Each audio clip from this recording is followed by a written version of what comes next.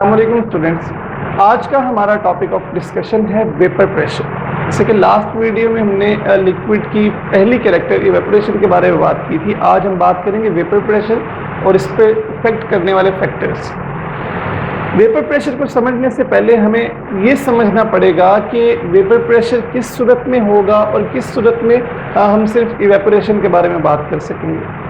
First करें कि जैसे डायग्राम में आपको नजर आ रहा है कि आपके पास दो कंटेनर्स हैं, जिनमें से एक कंटेनर जो है वो ओपन है और जो दूसरा कंटेनर है वो क्लोज्ड है, जिसके ऊपर लिड लगी हुई है। अब वो जो ओपन कंटेनर है, इसमें से सिर्फ लिक्विड के मॉलिक्यूल इवेपोरेट करते हैं और बाहर की तरफ मूव करते चले जाते हैं, हवा में शामिल हो जाते हैं। लेकिन जो क्लोज्ड कंटेनर है, इसमें लिक्विड के मॉलिक्यूल इवेपोरेट करते हैं, लेकिन वो ऊपर वाले लिड से टकरा के वापस नीचे की तरफ आना स्टार्ट हो जाते हैं आहिस्ता आहिस्ता। यानी क्लोज्ड कंटेनर में इवेपोरेशन का प्रोसेस तो हो ही रहा है, लेकिन उस इवेपोरेशन के प्रोसेस के साथ साथ वहां पे एक प्रोसेस हो रहा है, इवेपोरेशन के ऑपोजिट एक प्रोसेस हो रहा है, जिसे हम नाम देते हैं कंडेंसेशन का। इसका मतलब ये हुआ कि क्लोज्ड कंटेनर में दो प्रोसेसेस हो रहे हैं, इवेपोरेशन एंड कंडेंसेशन, और ओपन कंटेनर में जो है वो सिर्फ इवेपोरेशन का प्रोसेस जो है वो हो रहा है। अब यहां से हम ये बात अखज़ करते हैं कि ये जो क्लोज्ड कंटेनर है, इसमें लिक्विड के मॉलिक्यूल जो कि वेपर्स में तब्दील हो रहे हैं, इवेपोरेट हो रहे हैं, फिर जब वो वेपर्स वहां पे लिक्विड के ऊपर जमा होना शुरू हो जाते हैं, क्योंकि जगह तो बंद है, बाहर तो जा नहीं सकते, ऊपर जमा होना शुरू हो जाते हैं।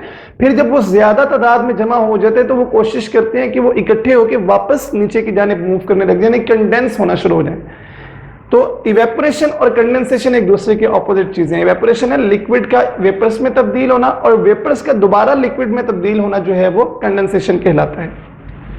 अब हमें पता है एक कॉन्सेप्ट होता है केमिस्ट्री में डायनामिक इक्विलिब्रियम का। डायनामिक इक्विलिब्रियम का मतलब है कि किसी भी रिएक्शन में रेट ऑफ फॉरवर्ड रिएक्शन जब रेट ऑफ रिवर्स रिएक्शन के इक्वल हो जाए तो उस कंडीशन को हम डायनामिक इक्विलिब्रियम का नाम देते हैं, जिसके बाद हमें कंडीशंस अनचेंज्ड सी नजर आती हैं कि कंडीशन चेंज तो हो रही होती है, लेकिन हमें लगता है कि चेंज नहीं हो रही। अब यहां पर डायनामिक इक्विलिब्रियम का कॉन्सेप्ट कैसे अप्लाई होता है, यहां पर आपको 3 डायग्राम्स नजर आ रही हैं। फिगर नंबर 1 में देखिए, फिगर नंबर 1 में आपको सिर्फ मॉलिक्यूल्स इवेपोरेट होते नजर आएंगे, जो कि फॉरवर्ड रिएक्शन है, जो कि सिर्फ इवेपोरेशन हो रही है फिगर नंबर 1 में।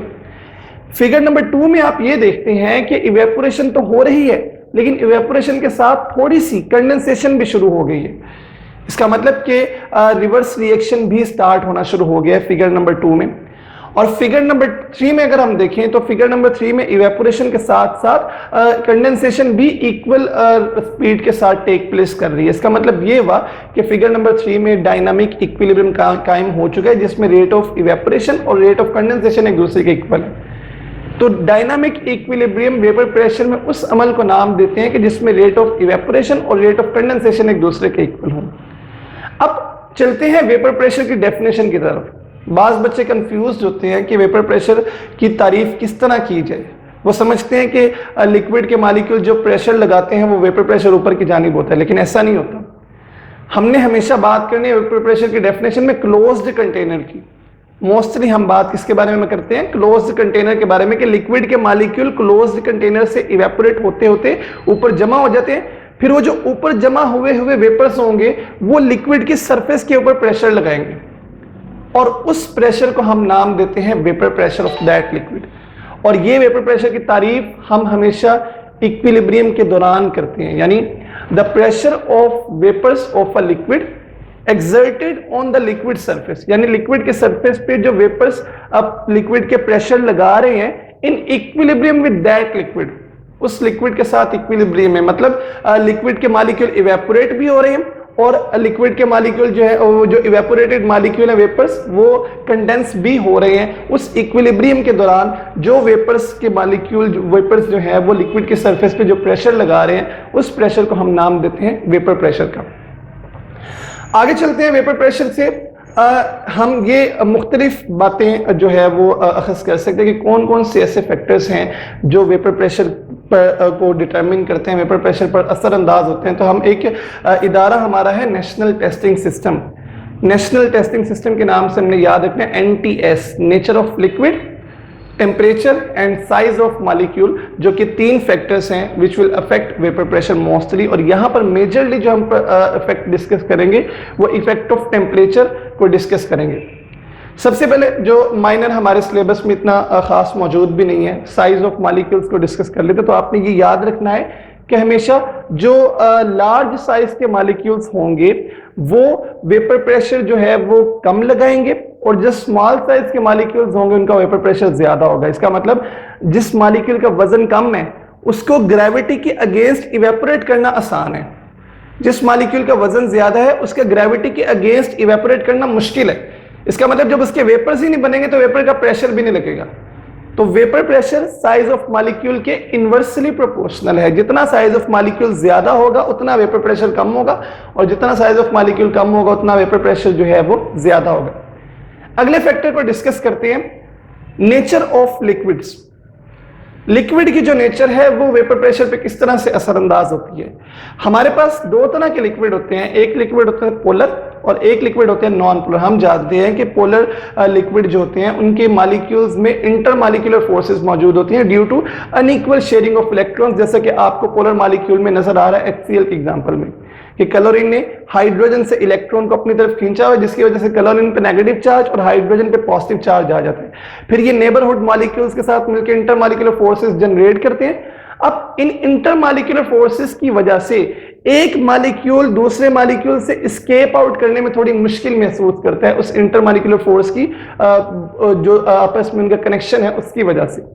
इसका मतलब इंटरमॉलिक्यूलर फोर्सेस की वजह से मॉलिक्यूल्स को इवेपोरेट होने में मुश्किल पेश आती है, वेपर्स की फॉर्मेशन में मुश्किल पेश आती है। जब वेपर्स की फॉर्मेशन में मुश्किल पेश आती है तो वेपर प्रेशर भी कम होगा। इसका मतलब वो मॉलिक्यूल जो कि पोलर हैं, जिनकी इंटरमॉलिक्यूलर फोर्सेस जिनमें मौजूद हैं, उनका वेपर प्रेशर कम होगा।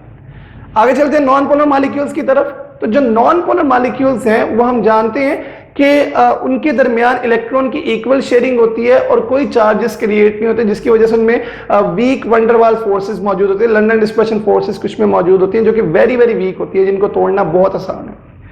अब इसका मतलब वो इंटरमॉलिक्यूलर फोर्सेस इंतहाई वीक होने की वजह से उनके वेपर फॉर्मेशन आसान होगी, उनको इंटरमॉलिक्यूलर फोर्स को ब्रेक करना उनके लिए आसान होगा। इसलिए हम कहते हैं कि उनका वेपर प्रेशर जो है वो पोलर मॉलिक्यूल्स की निस्बत नॉन पोलर मॉलिक्यूल्स का वेपर प्रेशर जो है वो ज्यादा होता है।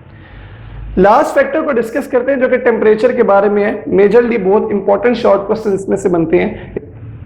टेम्परेचर किस तरह वेपर प्रेशर पर असरअंदाज होता है। सबसे पहले बात तो ये कि जितना आप टेम्परेचर बढ़ाएंगे उतनी मॉलिक्यूल की काइनेटिक एनर्जी बढ़ेगी। जितनी मॉलिक्यूल की काइनेटिक एनर्जी बढ़ जाएगी उतना मॉलिक्यूल के लिए आसान होगा कि वो इंटरमॉलिक्यूलर फोर्स को ब्रेक कर सके और वेपर्स में तब्दील हो सके। तो जितना टेम्परेचर ज्यादा उतनी काइनेटिक एनर्जी ज्यादा, उतना वेपर की फॉर्मेशन इजी, और जितनी वेपर की फॉर्मेशन इजी होगी उतना वेपर प्रेशर भी क्या होगा, ज्यादा होगा।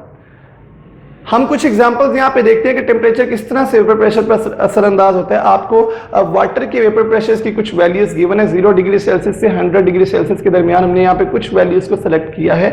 तो आप देख सकते हैं कि 0 डिग्री सेल्सियस पे वाटर का वेपर प्रेशर कम है, 10 डिग्री सेल्सियस पे ज्यादा है, फिर 20 डिग्री सेल्सियस पे मजीद ज्यादा है, और 100 डिग्री सेल्सियस पे वाटर का वेपर प्रेशर जो है वो 760 टॉर के इक्वल हो जाता है। 760 मिलीमीटर मर्करी जो कि 1 ATM के इक्वल है, उसके इक्वल हो जाता है, जिस पर पानी बॉयल करना जो है वो स्टार्ट कर देता है। इसका मतलब वेपर प्रेशर बढ़ता है टेम्परेचर के बढ़ने से, वेपर प्रेशर कम होता है टेम्परेचर। तो टेम्परेचर का जो इफेक्ट है वो वेपर प्रेशर पर हम इस तरह पढ़ चुके हैं कि जिस तरह टेम्परेचर ज्यादा होगा उस तरह वेपर प्रेशर भी ज्यादा होगा, जिस तरह टेम्परेचर कम होगा उस तरह वेपर प्रेशर भी मॉलिक्यूल्स का कम होगा।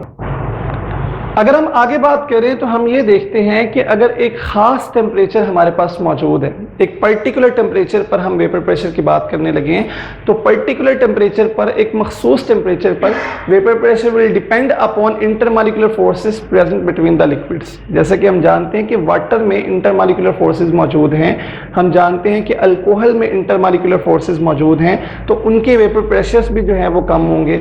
इसी तरह जिन मॉलिक्यूल्स में इंटरमॉलिक्यूलर फोर्सेस कमजोर होंगी, एक खास टेम्परेचर पर उनके वेपर प्रेशर जो है वो ज्यादा होंगे, और जिन मॉलिक्यूल में इंटरमॉलिक्यूलर फोर्सेस स्ट्रॉन्ग होगी उनके वेपर प्रेशर जो है वो कम होंगे। जैसे कि हमारे पास एक नॉर्मल पेंटेन है हमारे पास, और उसका अगर हम कंपैरिजन करें उसका इथाइल अल्कोहल के साथ। इसी तरह अगर हम डाई मिथाइल ईथर के बारे में देखें, जिसमें हमारे पास जो है वो इतनी इंटरमॉलिक्यूलर फोर्सेस स्ट्रॉन्ग नहीं है, जबकि इथाइल अल्कोहल में हमारे पास इंटरमॉलिक्यूलर फोर्सेस स्ट्रॉन्ग हैं। इसलिए हम कहते हैं कि डाईमिथाइल ईथर का वेपर प्रेशर जो है वो ज्यादा होगा और इथाइल अल्कोहल का जो वेपर प्रेशर है वो कम होगा। और वाटर के अंदर चूंकि इथाइल अल्कोहल से भी स्ट्रॉन्ग इंटरमॉलिक्यूलर फोर्स मौजूद है, लिहाजा वाटर का वेपर प्रेशर एक खास टेम्परेचर यानी 20 डिग्री सेल्सियस पर इथाइल अल्कोहल से भी कम होगा और इथाइल अल्कोहल का वेपर प्रेशर वाटर से भी ज्यादा होगा due to weak intermolecular forces present between ethyl alcohol and strong intermolecular forces present between water.